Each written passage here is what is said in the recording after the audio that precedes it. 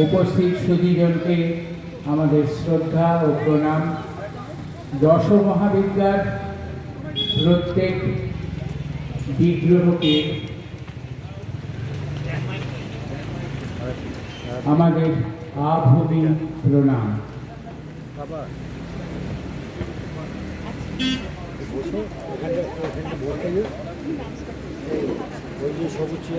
আমাদের আজকের নিবেদনে শ্রুতি নাটক লেখ, মূল রচনা সঞ্জীব চট্টোপাধ্যায়, নাট্যরূপ দিয়েছেন শ্রী কাজল সুর।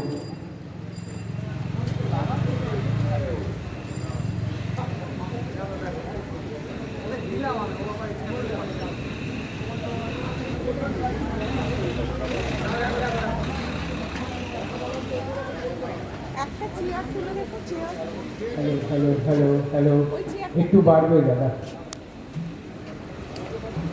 Hello hello hello. শ্রুতি নাটক লেখ।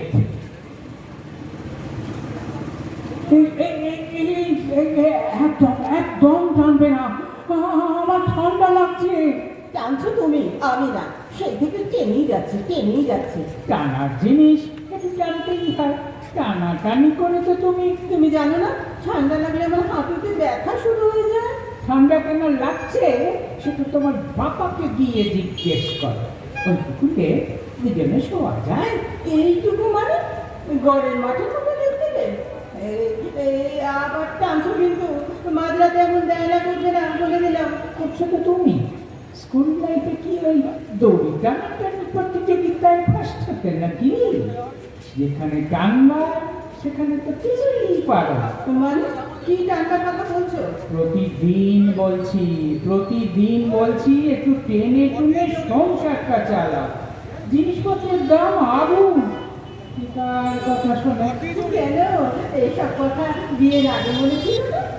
তখন তো একেবারে নাচতে গিয়ে বিয়ে করে ফেলবে। তারপর বিয়ের পর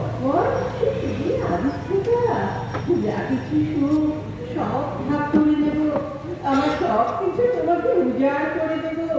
মাইনেতে সব টাকা হাতে ধরিয়ে দিতে, আর এখন টাকা তো কিছু দেয় না, বলে টেনে চালাও। চুপ কর। আর কথা বললো না। সে তিনটে জিনিস নিয়েছিল, ঘড়ি, লেখ আর তোমাকে। তিনটেই রত্তি। 2 বছর যেতে না যেতেই দেখছি দুপুর 2টোয় বাজে 12টা। লেখ সাইজে ছোট, আর তোমার অসুখ লেগেই আছে। রোজ ডাক্তার। ঘড়ি মাঝে মাঝে সার্ভিস করতে হয়, আর বাবা তো জানতো না যে বেকের তলায় তুমি ফুটবল খেলবে। আর ঘড়ির মতো বউকেও মাঝে মাঝে সার্ভিসিংয়ে পাঠাতে হয়, বুঝলে? হবে না অত ব্যবহার করবে। এটা করো সেটা করো, জামা কাপড় পরিষ্কার নেই কেন, দিনে 40 বার চা করা। চত্ব সব এসব বিয়ের আগের লোক সঙ্গে করে নিয়ে এসেছে। তোমার বাবার উচিত ছিল তোমার সমস্ত স্পেয়ার পার্টস গুলো আগে অয়েলিং ক্লিনিং করে তবে এখানে পাঠানো। অথচ এই পার্টস গুলো বিয়ের পর কত ভালো লাগতো বলো। কত কথা, মুখটা তোমার চাঁদের মতো। আমার ফুলো গলগুলো নেড়ে দিয়ে বলতে আমার রসগোল্লা। ট্যাপা আঙুলগুলো নিয়ে কত আদর খেতা। জানতেও পারিনি বিয়ের কদিন আগে আমার আঙুলগুলো ডুমো পিঁপড়ে কামড়েছিল। এর মধ্যেই সব নেশা কেটে গেল এই 14 বছরে। আর কি করা যাবে? কিন্তু পুরনো হলে শক্ত একটু বাড়বে, সেটা মেনে নিতে হবে। না, ঘুমিয়ে পড়ো। কাল ভোরে আমাকে একবার বেরোতে হবে। পরদিন বিকেল বেলা। কি ব্যাপার? কি নিয়ে এত আলোচনা হচ্ছিল? চিৎকার করে তো পাড়া একবারে মাথায় করছিলে। করবো না? দিদিরা থাকে দোতলায় আর আমরা নিচে। চিৎকার না করলে ওরা শুনতে পাবে? এখন তো দোতলায় একটা ঘর করার মতো হলো না। কথা খোঁজি আমি কিসব যেন লেকচার দেখছিলেন। দেবই তো, ঠান্ডার সময় লোকে লেপটা শুনি একটু কথা বলে।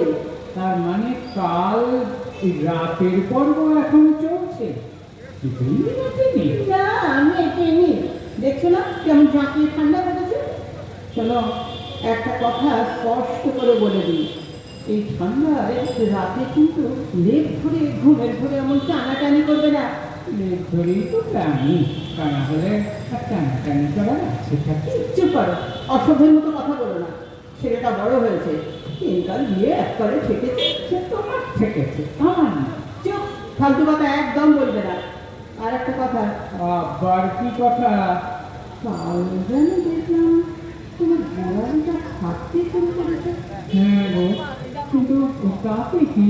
তোমার এই ফাটা গোড়ালির ঘষটা নিতে লেপের একটা জায়গা ছুঁড়েছে, বেশ ক জায়গায় লেপের গাটা যেন ছড়ে গেছে। আমার পা ছড়ে যাচ্ছে, সেটা কিছু না। তোমার বাপের দেওয়ার লেপ ছড়ে যাচ্ছে, সেটাই তোমার চিন্তা। চিন্তার আরো আছে, মাথায় শ্যাম্পু করে তবেই লেপে ঢুকবে। এই চিকচিকে মাথা আর গা নিয়ে লেপে একদম ঢুকবে না। গায়ে সর্ষের তেল মাখা চলবে না। অফিস থেকে বাড়ি এলাম কখন, এখন একটা চা পেলাম না পর্যন্ত। আর তুমি সর্ষের তেল নিয়ে লেকচার দিচ্ছ? দেবো না, চিরটা কাল অসভ্যের মতো উদর হয়ে শোয়া। তেলের গন্ধে লেপে ঢোকা যায় না। কি আশ্চর্য, কি কি সব বলছো? এতদিন বলিনি কিছুই, লোক বুঝে সব সহ্য করেছি, কিন্তু আর নয়, এবারে লেপটাকে আমাকে বাঁচাতেই হবে। মানে আমার বাজার করা? শেষ কথা, ফুলকপি মূলো এসব বালুকারক আনাজ বাজার থেকে আনা চলবে না, বলে দিলাম। ও তো পেট গরম হয়, লেপের লোকে দুর্গন্ধ হয়। ফুলকপি আমার প্রিয়, সেটা বন্ধ। হ্যাঁ বন্ধ। তোমার কি মাথা খারাপ হয়ে গেল? শীতকালে পেঁয়াজ নয়, রসুন নয়, মূলো নয়, কপি নয়, মাথা তেলও বা আর কি পেয়েছ? লেপের যোগ্য হওয়ার চেষ্টা করো, বুঝেছো? যা তা জিনিসটা লেপে সিঁদলে পলিউশন হবে। যা বলছি তাই করো। শ্বশুর বাড়ির লেপটা একটু মর্যাদা দাও। মাসে মাত্র শ্বশুর বাড়ি লেপে একটা কিছু বললে কই না না না তো। তবে শালানা কি জানাতে শুনলাম, গণেশের কথা কিছু বলছিলে? না মানে হ্যাঁ, এই শালাকার একটা চাকরির কথাই ভাবছিলাম আর কি। হ্যাঁ হ্যাঁ, সেটাই বরং খাবো। আর কতদিনও বাবা রেখে যাওয়া পয়সা খাবে বলো তো? ওই চাটা করে আনো। হ্যাঁ হ্যাঁ হ্যাঁ, যাই। এই শোনো, আজ না একটু তাড়াতাড়ি রাতের খাবার খেয়ে নেবে। কেন তাড়াতাড়ি কেন? কাল তো তোমার লেপ টানাটানিতে আমার ঘুমই হয়নি। এবারে শীতে কালই প্রথম লেপটা নামালাম, আর কাল থেকে ঘুমে 12 বাজলো। ওটাও আর ফিরবে না, তোমার শালির বাড়ি গেছে। এই রাতটা বোধহয় ওখানেই থাকবে। তাই আমরা একটু তাড়াতাড়ি শুয়ে পড়বো। ওহ, তাহলে তো ভালোই হলো, আমি আর ওর বিছানায় শোবো। একদম না, বাবা বেঁচে নেই। বাবার দেওয়া লেপেই তুমি শোবে, সে ছোট হোক আর বড়ই হোক। দেখো, ঠান্ডা লাগাটা কিন্তু বড় কথা না, বড় কথা হচ্ছে বাবার স্মৃতি। কি সব যা তা বলছো? হ্যাঁ, ঠান্ডা লাগাটা বড় কথা নয়, এটা ছোট সাইজের লেপ, দুজনে হাতে। তোমার বাবা যখন লেপটা দিয়েছিলেন তখন আমরা রোগা রোগা ছিলাম, এখন তো প্রায় কত আমি খোকাল ধরে। এই যে ফুলদানিটা দেখছো না, এটা ভাঙলে তোমার শান্তি হবে। করছি করছি। তুমি জানো না মাথায় রক্ত উঠলে আমার কি হয়? তোমার এই বইগুলো যদি কুচি কুচি করে ছিঁড়ি, তোমার শান্তি হবে? না না না, ওগুলো ছিল না, ওগুলো আমার বড় প্রাণের বই। তাহলে যা বলছি তাই করবে, তুমি ওই লেপেই শোবে। নড়াচড়া না করলেই হবে।